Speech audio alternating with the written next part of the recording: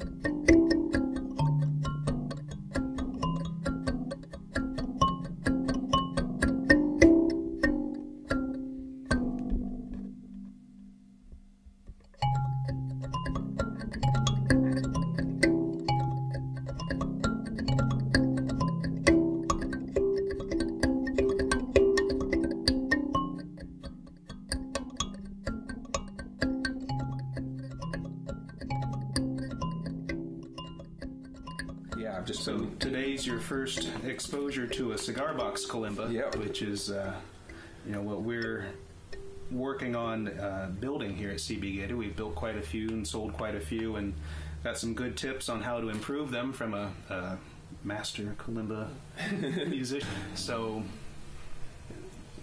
yeah, I was really impressed with the tone of this one. I've kind of played every kalimba I can get my hands on, and the ones that I used on the album, I've never found anything that was even remotely close to being as pleasing or as musical to me, in terms of just having nice dynamics and nice tone that's like really elegant and musical instead of just being kind of tinny or toy-like. And I actually really like the sound of this one. And I know we were talking earlier, like on this particular box, I think the top is very thin, so you really get the nice dynamics, and you can if you play it softly, it'll be mellow, and if you dig in a little more, it gives you that nice envelope, that kind of bloom. So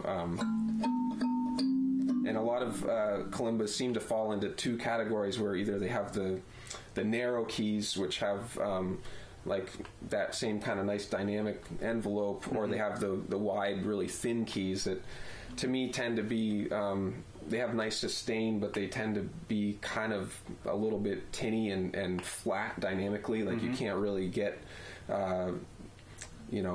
if you pluck them harder, they don't really go any louder, and they just might buzz more or something. So but this one, I know you were saying you make these keys yourself, just out of spring steel, and they're kind of, to me, like a hybrid between the two, and so they have the nice sustain. I don't know if that comes out well on the on the audio, but you know, you get nice sustain there. There's not just like a plunk that dies.